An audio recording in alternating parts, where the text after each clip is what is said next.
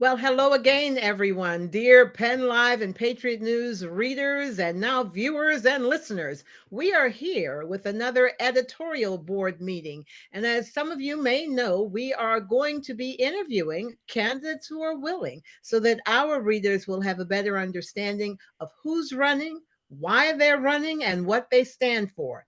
Then you will have all you need to make your choices in the November elections. And we do hope, we are encouraging, in fact, we're insisting you get out to vote. You can vote either in person or it's so easy, as Jeffrey Lord will tell you, to vote by mail. So we have here, before we introduce our candidate, we have Dr. Nirmal Joshi, member of our editorial board, along with Jeffrey Lord and the Reverend Sandy Strauss. We may be joined by some other editorial board members as they come in. I will try to introduce them, but we won't interfere with the candidate's time if there's any way possible. We also have with us Zach Hoops, who's a PennLive reporter, and will be covering our meeting with Eugene DePasquale, who is a candidate for Attorney General of Pennsylvania. That's a big job there, Eugene DePasquale. And so we're going to turn it over to you now to tell us something about you and perhaps a little bit about why you want this job. Eugene. So, Joyce, and to the entire team, whether you are a reporter or on the editorial board, thank you so much for having me. My name is Eugene DePasquale, and I want to be your Attorney General. So, Joyce's first question is, who am I? So, I'm a dad. My son is 24. He is now in grad school at Georgetown. My daughter is 21. She is a senior at Temple University. So, they are both going to be Mom and I are hoping that graduation doesn't fall on the exact same day, because that may mean a little bit of commuting nightmare, but certainly proud of both of them. And so Sarah again is going to be graduating this May. Ben will be getting his master's as well. I've also been, a high school football coach, high school baseball coach. I'm now currently a professor at the University of Pittsburgh and also teach at York College and Widener University. And for those that know me, I am sort of the definition of a weekend warrior on the triathlon and Ironman circuit these days. I want to be your Attorney General because, particularly when I announced running, I felt at this particular moment we needed someone who had the experience and the know-how and the ability to protect Pennsylvanians, and that was in several areas, whether that was reproductive freedom, protecting our democracy, and I want to make clear, making sure our democracy works for everybody. Not just protecting it, it's also making sure it works for everybody. But the environment, consumer rights, protecting seniors, and protecting younger folks that are in our schools. I've got a track record on all of those issues that I'm going to be happy to talk about during the course of this conversation. As the Philadelphia Inquirer said when they endorsed me in the primary, particularly in these polarized partisan times, we need a state's top attorney general that isn't a partisan warrior, and that's me. If you've seen my record over my time in public life, and again, I'm not in public life right now, meaning in elected office, certainly trying to get back in there. But if you saw my 8 years as Auditor General, my 6 years as a state legislator, I was someone that, yes, was a Democrat and a proud Democrat, but also someone that, when necessary, would cross partisan lines. I was the first legislator to call for Bill DeWeese to step aside as the majority leader during the Bonusgate scandal. And I was tough and fair on a Republican governor and tough and fair on a Democratic governor. And when it comes to being the state's top lawyer, I believe that's the exact type of philosophy you take into it. And then on the whole host of issues, which I'm sure we're going to talk about, I've taken on tough fights and I've won those tough fights on behalf of the people of this state, whether it was finding over 3,000 untested rape kits and getting violent rapists off the street, or finding 58,000 unanswered phone calls at the child abuse hotline, and even some of the work that you documented well in your newspaper, which is my work in the Harrisburg schools, making sure that those schools were reformed so that the kids of Harrisburg had a better shot at a brighter future. And I'm proud of the work my team and I did on that, which was over a year and a half, to make sure that the children of Harrisburg had a better future. So those are all the reasons why I'm running, and happy to delve into whether it is some of my more personal stuff, which is certainly we can talk more about it, which is my background and some of my values that I'll take into office or some of the work I've done, some of the things I want to accomplish as your Attorney General. But again, really appreciate the opportunity. Well, good. That's a good overview of who you are. And of course, many of our readers clearly know that you served as a auditor general for several years and made some headlines during your time there. But I guess and I'll ask our editorial board to queue up their questions too. Just let me know when you're ready to chime in.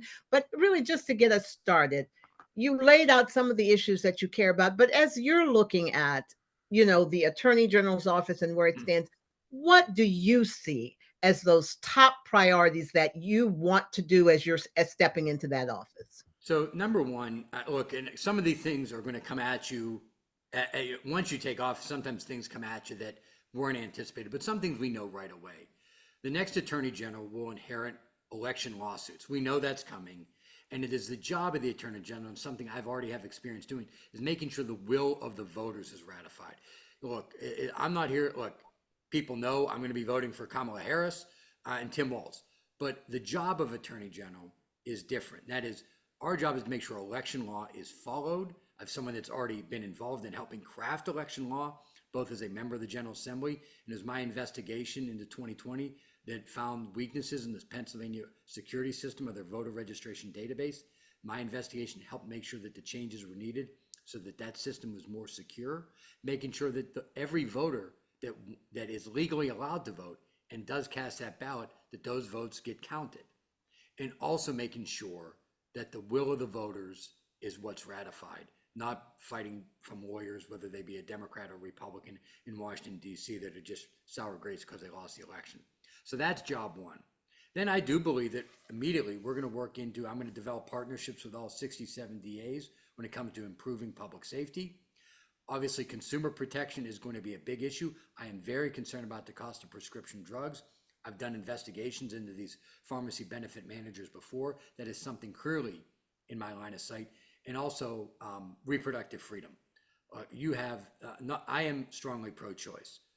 I cannot make the law, but I can defend the law in Pennsylvania. And there's various issues in Pennsylvania where if something happens that's an emergency, I want to make sure that I'm taking an expansive view of what emergency is so that the woman and her doctor are not interfered with as much as possible by the governor or by the government. What is also, I think, important to note is that particularly when it comes to reproductive freedom, let's be clear, abortion rights, Mhm. you have other states that are going very hardcore right wing. And I have some personal experience as a family on this, and we can talk more about that. But you have women coming to Pennsylvania who are leaving some of these other states because of draconian abortion laws. I will not only protect reproductive freedom for the people of Pennsylvania, but for any woman fleeing one of those states to ensure they get the proper medical care, I'll defend it for them as well. So the consumer protection, prescription drugs, public safety, and reproductive freedom are certainly going to be at the top of the plate. Obviously, once we make sure that we have a decided presidential election and the votes are properly counted. Very good. Okay, well that kind of clarifies that. And I guess as you're looking at the Attorney General's office right now, as it is run, do you see ways that you might improve its operations, or things that are causing you any concern? I don't know. Just tell us as you look at it. What are your thoughts? One of the things that look, and I want to say this: I'm not here to tell you what they're doing right or wrong. You get feedback on all of this as you move across. But one of the issues that is certainly an important topic to me and important to the people of Pennsylvania is this opioid settlement. Look, I have personal experience with addiction. My dad was wounded in Vietnam, got addicted to painkillers, eventually started dealing, and received a 10.5-year federal prison sentence. So I'm seeking to become the first child of a convicted felon in Pennsylvania history, only the second nationally to get elected state attorney general. But that personal experience, plus my investigation when I was auditor general into the drug rehabilitation programs of the state, has trained me for what works and what doesn't. And I want to make sure that we're using that opioid settlement dollars to driving as much of that as possible and using my leadership as attorney general to getting it into the treatment programs that work. That means if it's 28 days or less, my experience has been that just does not work. It's not enough. We got to get people into rehab at least 90 days, if not more. And I want to use those settlement dollars. And that's something that I specifically know is happening right now. Again, I'm not saying they're doing it wrong, but that's something that is specifically happening right now. And I'm getting feedback from several different people. Some like it, some don't. But, once, I'm knocking on wood here, obviously I got to win the election. But if and when I win the election, that's something I will immediately get under the hood with during the transition, because I want to drive those dollars into treatment programs at work. Okay, very good. And we have been joined by David Dix and Harris, two other members of our editorial board here. So I guess the question now to kind of throw out at you is one that we also ask, because we've also met with your opposition, your opposing candidate, Dave Sunday, but we asked him about social justice and dealing with the issues that so many minority communities have to deal with regarding police stops and all of that. We'd just like to hear a little bit about your position, your attitude towards social justice and toward how to better manage police in minority communities.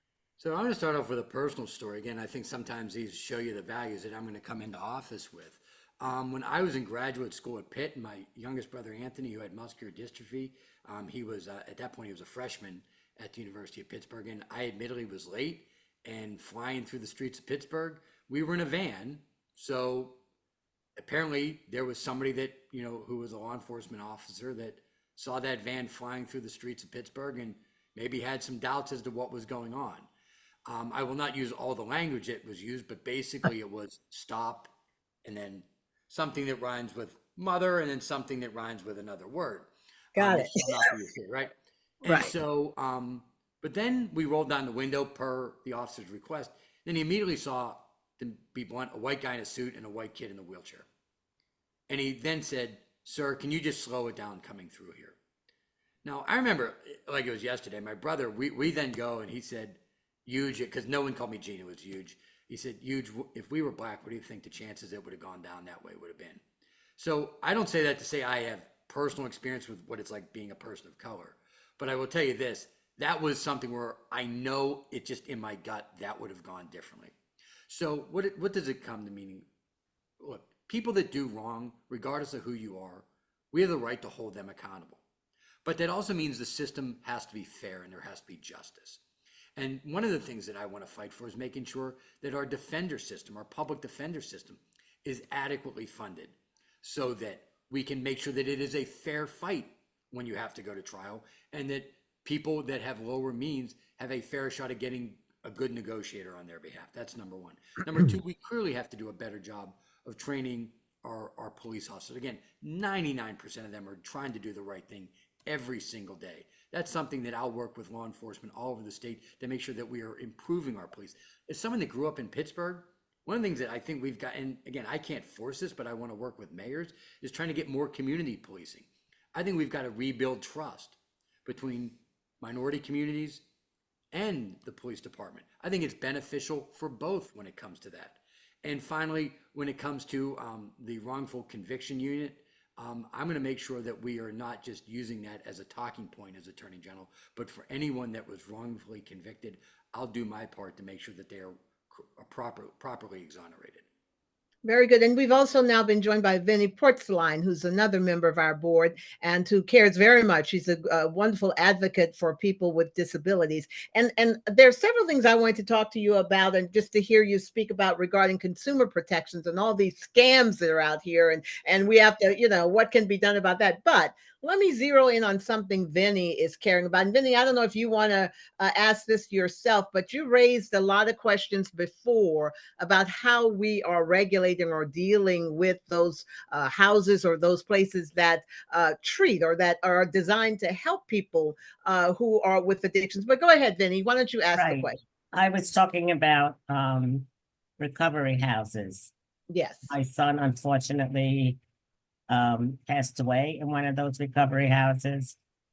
And it's concerning that a parent thinks their child is safe and getting the right treatment and supervision, and then you get a call and he's gone. So I was wondering, the opioid money that we got, are we using that to create oversight over these recovery houses as well? Yeah, thanks, Vinny. And we talked a little bit about that a couple minutes ago, but that's where my experience as being Auditor General comes in, and that is I've dealt with addiction in the family. My dad was incarcerated for addiction issues relating to being wounded in Vietnam. I had a brother with muscular dystrophy. That was before the Americans with Disabilities Act, and so those are part of what shaped me as a human being. Professionally, I investigated a lot of these drug rehabilitation programs, found out what worked and what didn't. And so for starters, any program that's 28 days or less, it's just not effective. That's number one. Number two, and I've worked with the Department of Health on this in the past, and I'm going to work with them again in the future, certainly if I'm the Attorney General, that is making sure that we have reputable clinics that these people are going to. Look, people that are having these challenges and they are trying to get help, I think as a state, we have a responsibility to make sure that that is as safe an environment as possible. And anyone that is violating the law, especially if they're receiving state money, which then would give the Attorney General Well, immediate jurisdiction. I'm thinking more of recovery houses that anyone can open. Um, I don't think they were regulated at the Oh, yeah. time. So that's what Yeah. my concern was. Yeah, there certainly is a local zoning issue that comes into play there. Certainly planning, proper licensing when it comes to local departments of health. I am concerned that you have the Department of Health that is overwhelmed, and so if the city or municipality does not have their own health department, I think the state is trying, but they just simply don't have the resources. So, I mean, my ideal world, which is every community would have their own Department of Health where they'd hire the people that would then do this. But it is very concerning to me that we do not have the necessary staff at the Department of Health to make sure that these clinics that are opening are reputable and safe for all of them. So I'd love to sit here and tell you I have a magic wand for how to fix that. But to me, it's getting more people at the Department of Health with the experience to go out and do the proper inspections and the proper licensing. Just one fast about the money that counties have gotten. Are people following that it's being used properly and not just being squandered on other things? Yeah, that was again something I'm sorry, you might have just joined. So I did talk about wanting to use my experience to make sure we're driving those dollars exactly to the places that we know are effective. I've seen some communities buying police cars and some actually putting it into rehab programs. And again, if your community needs a police car, I'm not against that, but I'm not convinced that that's what these settlement dollars are for. Very good. Well, let me turn to my editorial board. Are there any other questions? Go ahead, Jeffrey. Jeffrey Lord. Yeah, we have an election coming up in what, 50 some odd days. Are you confident that we've got our act together here in Pennsylvania in terms of conducting this upcoming election? I am confident that we are going to have a fair and square election. I'm also here to tell you that we've got dedicated volunteers and staff all over the state that are doing their best. Some of these people are Republican, some of them are Democrat. Right. Anyone that's voted in person before on election day knows these are some of the salt of the earth people that are trying. Yes. The thing that I want to, and this is maybe the further point question, this is not pushing back on you, but the thing that does concern me a bit, and that is we have to make sure that there are enough ballots ready and enough machines in these locations. I was at a location in 2000 in rural York County where they had 2 or 3 machines inside, and there was 3,000 people standing outside. That to me is not direct voter suppression, but and by the way, those were mostly Republican rural voters. Yeah. We don't know anyone that's lying gets to stay in line, but to me, my bigger concern is making sure there are enough ballots and machines in all these locations, because people that have to get to work, people that aren't, in the political world like us that are, living and breathing by this, they want to go in, vote, and then get to work. I am concerned that across Pennsylvania, we're not going to have enough machines in every municipality. We need to get ahead of the curve there. Yeah. Is that going to be accomplished, do you think, before we vote this time around, or? I'm going to sit here and tell you, I hope so, and I believe so, but we, as all of us, as voters and taxpayers, should be holding the appropriate officials accountable, because I Right. saw, again, it was in a rural county that, I'm going to tell you, that area did not go for Biden, but people have the right to cast that ballot. And Yes. it's one thing to have some level of a line. We all know that, but there was a crew, this one precinct. I saw it. I went there and brought some pizza to them because you had people in line for 3-4 hours. That's simply inexcusable. Yes, I agree. Well, all right. Let's see if there are any other questions. Go ahead, Dr. Joshi. Hi, Joyce, can you hear me? Yes. Great. So my question is a follow-up on what Jeffrey just asked, which is in Pennsylvania, given the um, I guess the relatively high importance of Pennsylvania in the upcoming election is, and as in any election for that matter, what are some of the, other than what you just said about voting machines and the adequacy of having, appropriate ballots being cast, what are some of the other soft spots that are likely to be called into question if one candidate or another loses and says, "Hey, this wasn't fair"? What are some of those soft spots that are likely to show up, and what do you think might be the solutions for those? Because if you are elected to the position, that will be one of the areas that, from what I heard you say earlier on, that will be put to test in some ways. So one thing that I believe takes the legislature, I know it takes the legislature, but should happen. The other does not. And I'm just going to give you again, I think two things that would help. Number one is allowing the pre-canvassing of mail ballots so that they could be counted quicker. If you did that, and some of the counties have a better system than others, and again, that should be streamlined. Look, to all of us as voters, the idea that one county is done counting at 8:07 and the other county takes 2 to 3 days, it just leaves you, we may not believe anything is untoward by that because we've been involved in this stuff. But if you're just the average person, that is frustrating and raising questions. So I think allowing the pre-canvassing of all mail ballots, that requires the legislature, that should be done yesterday. Then beyond that, I'm not saying there should be a camera on the actual ballot. In fact, I would strongly fight against that. But there should be cameras in, especially where the mail ballots are being processed, so that, look, I'm not saying that many people would watch that as would watch the Steelers-Charger game this Sunday, but I think there should be as much transparency as possible into the mail room or the voting room where they're doing the counting of the mail ballots and processing them. I just be the best disinfectant is sunlight and allowing people to see that. Again, I know it's not going to be the same ratings as the Super Bowl, but I think for the people that are dubious about the results, I think if we had pre-canvassing and if you saw the ballots going through the machine and you just saw these dedicated people all over the state and, to be blunt, all over the country, doing their best to get an accurate count, I think those two things would go a long way.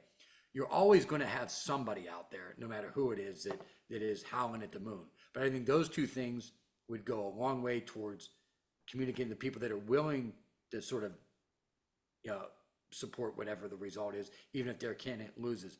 And I do think it is incumbent upon, whether you're on the left or the right, and I'll be first to admit that tends to be a little bit more of a problem on the left. That is, we should not be looking our nose down at someone that has questions about the system. It is important that if people have legitimate questions about the system or even questions about the system, officials do their best to address those questions and answer them honestly, and perhaps even learn from some of those questions. Because I know when I've been held accountable, whether it be through a town hall meeting or through an editorial board or by a reporter, I've sometimes have learned things and it made me get better. So I think the elections officials all over the state should also be updating constituents about where they are in the process and taking those questions to heart. Very good. Thank you. Reverend Strauss, you have your hand up. Yes. Question. I think that's great if you can monitor, make sure that these ballots that are mailed in are actually counted properly. But there's been attempts even to squash the ballots that are received to find reason not to accept those ballots. And some of the things which are starting to be addressed, the dates and that kind of thing are, that's good, but how would you go about trying to make sure that ballots aren't being tossed, set aside, that really for minor reasons, very minor reasons? As Attorney General, anyone that cast a vote legally and was legally allowed to cast that vote. So I know that, that's the person legally allowed to vote and they cast that vote legally. My job is to make sure that that vote gets counted. I don't care who they vote for. I mean, I care, but you know what I mean. That is not up to me to decide who that person voted. That is make sure that that ballot gets counted, and working with the Department of State and the legal teams, make sure it's counted, and make sure that anyone that tries to suppress legally cast vote, that we beat that effort back in court. Very good. And let's spend a little time talking about scams. I mean, we talk about an epidemic. We are in an epidemic. Every time I open an email, I'm afraid to answer my phone. Someone's going to tell me emergency, send $10 million, right? Help us. What can the Attorney General's office do to get, especially seniors, a break? We're being targeted. Joyce, so these are all the issues we're talking about: democracy, reproductive freedom, consumer rights. These are all very important and high priorities for me. But when I talk to the staff at the Attorney General's office, 2/3 of all calls that come into the department are this issue. 2/3. And when I say 2/3, it could be 64.2%, but you get the point. It is an overwhelming majority of the calls that actually come in every day into the Department of the Auditor General that go directly to the hotline are about these scams. This is challenging and it's a moving target, but I think this is where developing partnerships with other attorneys general across the country, Republican or Democrat, using federal law and state law to hold these crooks accountable. We're going to have to make an example out of some of these people. And the more you let people get away with it, the more they're going to think it's free license. But we've got to develop those partnerships. We've got to engage the Justice Department on this, because if somebody is sending an email from New York into Pennsylvania, but they're actually in New York, I've got to have those partnerships with AG James in New York. Just using that as an example. But we've got to, there's going to be issues that are probably a little bit more partisan, but this is one area that cuts across party lines, and I will build those partnerships with other state AGs, regardless of who their party is, because this nonsense has to stop, and we've got to get somebody, and we've got to make an example of them. They're crooks, and they're trying to scam us every single day. That's absolutely right. I think everybody agrees with it. Vinny, let me hear your question. Go ahead. All right, thank you. And if you did answer these questions, no need to do it again. And I'm sorry I'm late. That's all right. I'm concerned about gangs in Harrisburg. So I'm Concerned about what? Gangs. Oh, gangs, yeah. Yeah, gangs and guns, and the communities are getting more unsafe by the minute. What are we going to do to work with communities to keep the communities safe? Yeah. And how to keep juveniles out of the prison system? So a couple of things that we have to do, and it's sort of, there is no one silver bullet on this. So number one, we got to do our best to keep illegal guns out of the hands of anyone, but particularly kids. That is cracking down on the ghost guns, cracking down on these illegal gun dealers.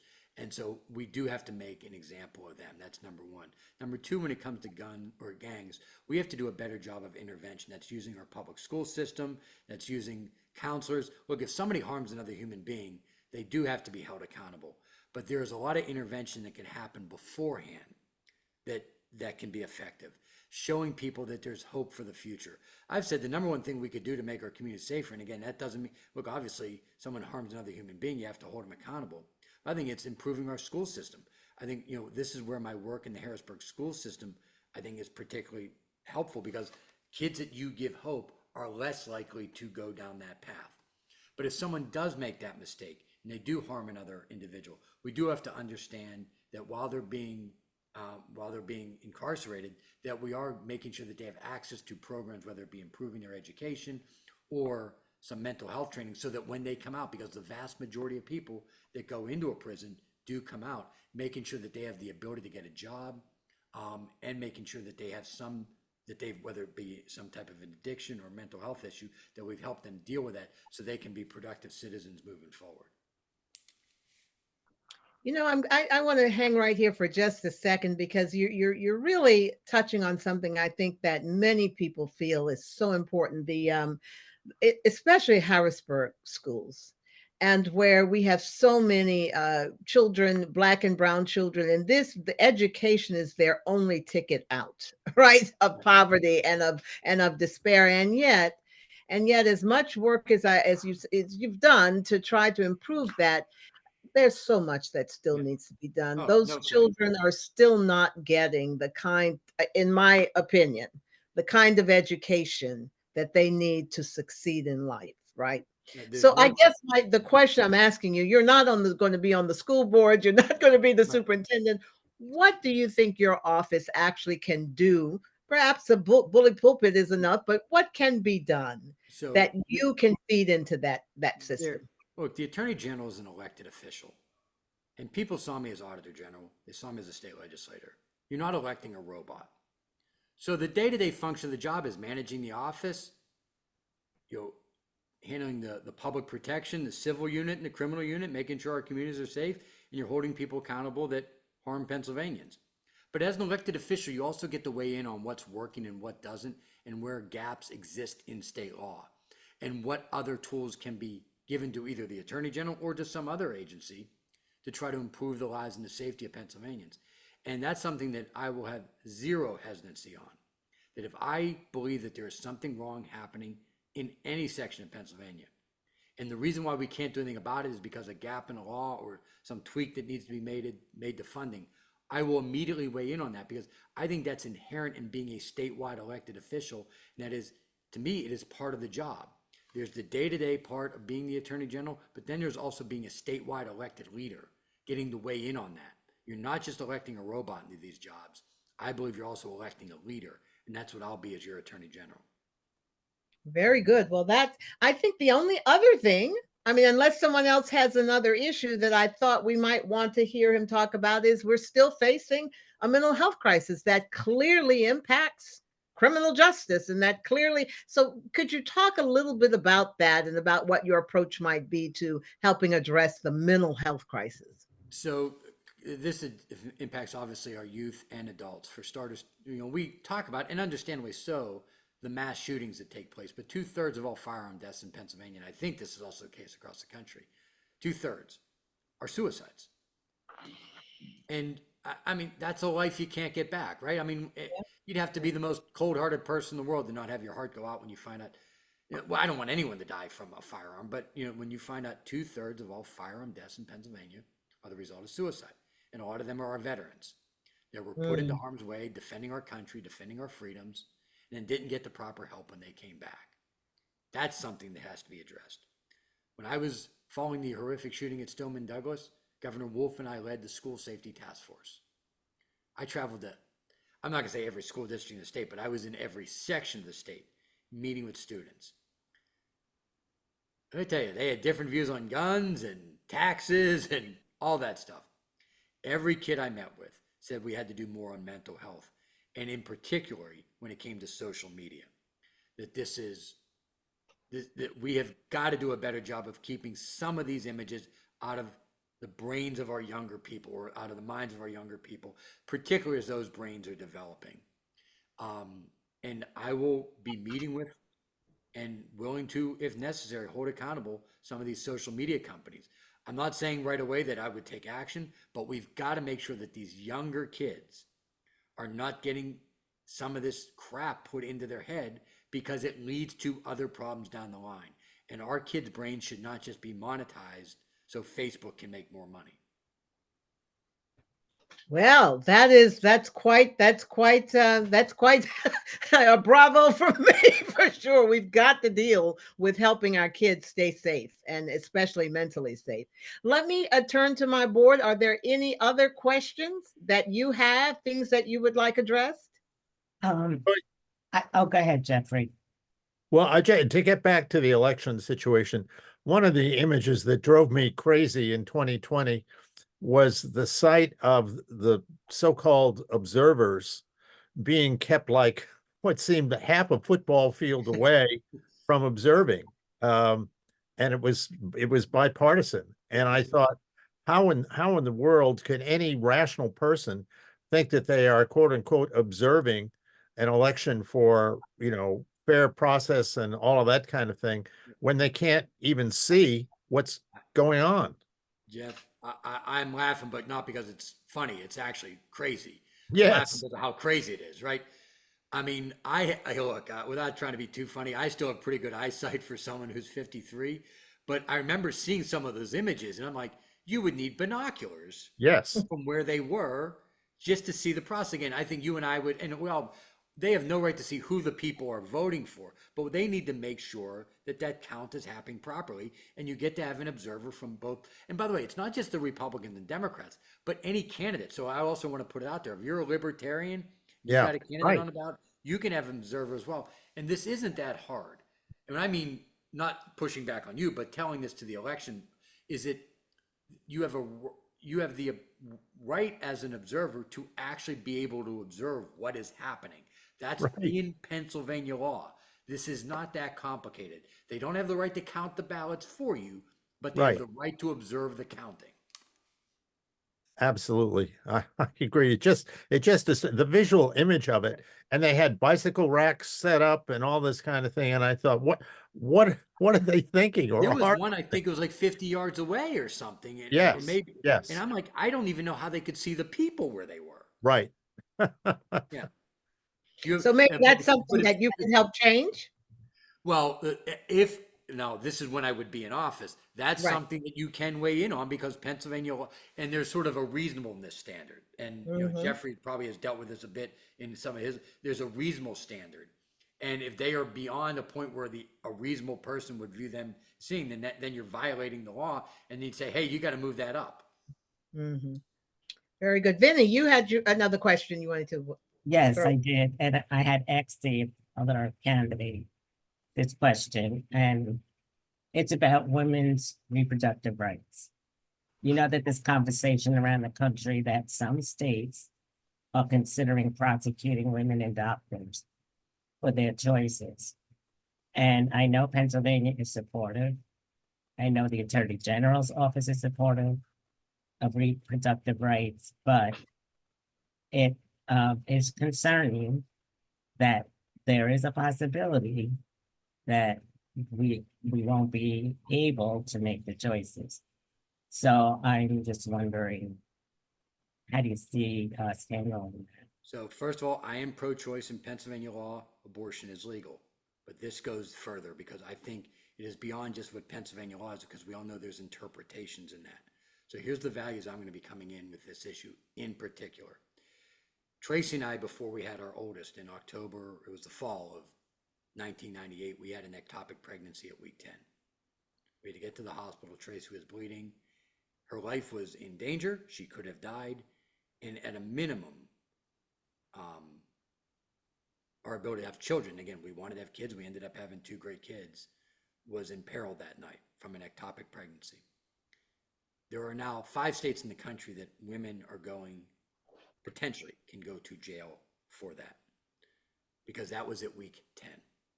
So let me be very clear. Not only will I protect reproductive freedom in Pennsylvania, but for any woman that's coming here from one of those states will also get that protection. And I will never, I repeat, never prosecute a woman that is exercising her reproductive freedom. I simply will never do it. Thank you. Well, thank you for that clear statement.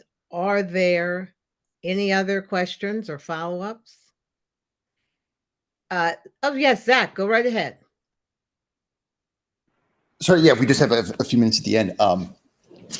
Eugene, one of our reporters was working on a story about human trafficking, and I know that the current Attorney General put together a task force on that, and wanted to ask if you would continue that and how much of an issue you see it being, because I know there's a lot of kind of unclear data on how prevalent some of the human trafficking is, how much of that is anecdotal.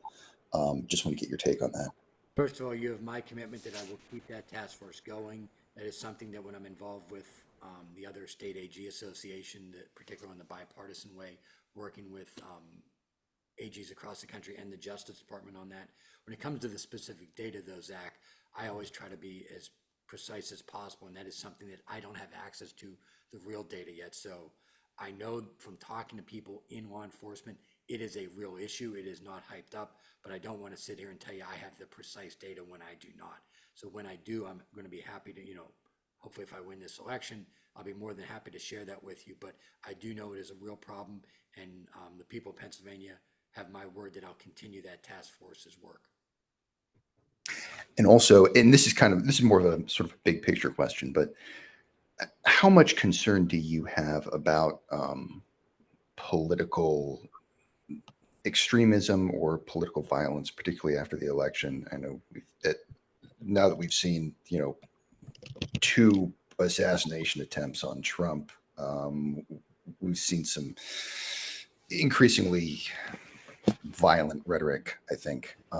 I don't know if there's a role for the attorney general in that, or how you would handle, instances after the election, obviously. And, this is also tied into the January 6th, 2021 stuff. I mean, I don't know how much of concern you have that, given what we've seen recently, that we're sort of ramping up into something, into being in a bad place early next year. As an American, it's concerning. I think we could all do better about making sure that our fights are on policy and less on the personal. I think someone's job and the job they're doing are part of the important public debate. And you have a right to hold, whether it be me or my opponent or anyone else that's in the public sphere, accountable on their record. This going after people personally, trying to make them think that they're, if you were to believe some of these commercials, every single candidate for the U.S. Senate is trying to destroy America.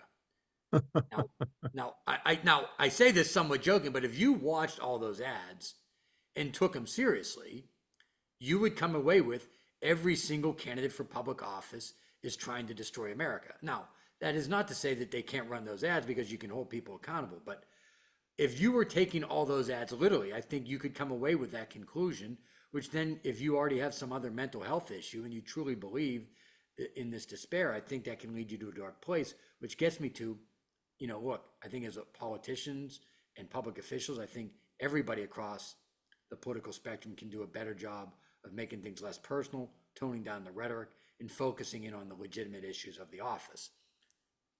That also is, the vast majority of people don't watch a negative commercial, then go out and say, I need to try to assassinate the former president. There are clearly people that have these deranged issues that hopefully we can do a better job of trying to flag them mental health wise, and try to at least try to get them temporarily to not have firearms in their way. This is where the red flag laws would potentially come in. But again, I know that's not a pure fix for that, because I think in some of the states, even where you have the red flag laws, you still had some of these people purchasing weapons. So I'm not here to tell you that I have the magic wand to wave this, but I do think all of us can do better at making sure we're toning down the rhetoric and making it less personal, more policy related, and more on the job we're doing. But it is concerning that we've now have 2 attempts on the former president. One was obviously much closer than the other, but one is unacceptable, let alone 2. And we cannot just, anytime something happens once, and again, I want to make sure I'm clear, it's unacceptable. But when something happens once, you can chalk that up to, it's just some aberration.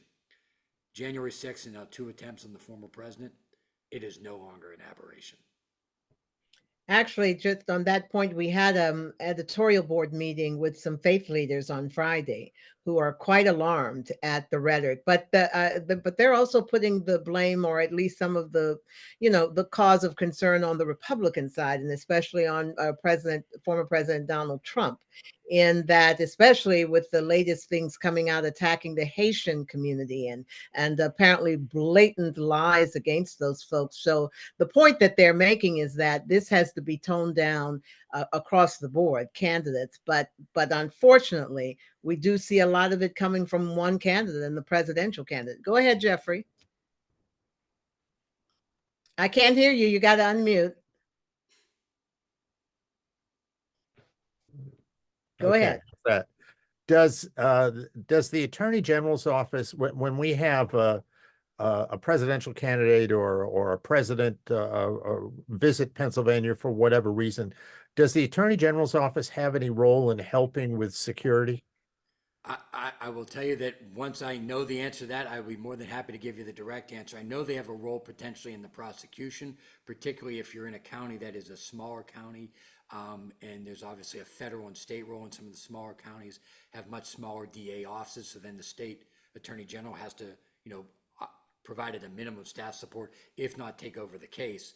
On the actual protection, Secret Service has the primary role, with Right. state police having the secondary role, but everyone works at the direction of the Secret Service when it comes to the protection of the president and the nominee or the former president.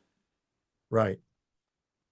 And this whole thing is also a bit concerning also because we've heard from Al Schmidt, our Secretary of State, that even our election workers and Right. those people, poll workers, are facing really intimidation and threats and danger. And, so I mean, across the board, we've got to, as Americans, tone it down, right? Right. Right? We've got to. Targeting violence against anybody is unacceptable. I mean, whether it's Trump or Kamala Harris, JD Vance, you want to beat Correct. someone, beat them at the ballot box. But to take this out on an election worker who's maybe getting a cup of coffee and a donut in exchange for what they're doing. I mean, I know some of these people are the sweetest people in the world. It's their view, it's their way of helping our democracy. And again, when you're in those places, there's a Republican, there's a Democrat, there's a minority inspector. These are some of the sweetest people on the planet. And then they go in and just having people yell at them, and they're used to dealing with that, but now having the violence, it's so reprehensible, it's beyond words. Yes. Well, I think we all can agree on that. We're ending on a note of general bipartisan agreement. So with that, I think we've covered a lot of territory here. Eugene DePasquale, we thank you for taking time out of, we know, a very, very busy schedule to be here with us. And we just wish you and your fellow candidate, your opposing candidate, all the luck, and hope that whichever one of you gets in will certainly help ensure the safety and the peace in our community. So thank you so much, Joyce, and to everyone else, thank you so much for your time, your questions, and the discussion. Really appreciate it.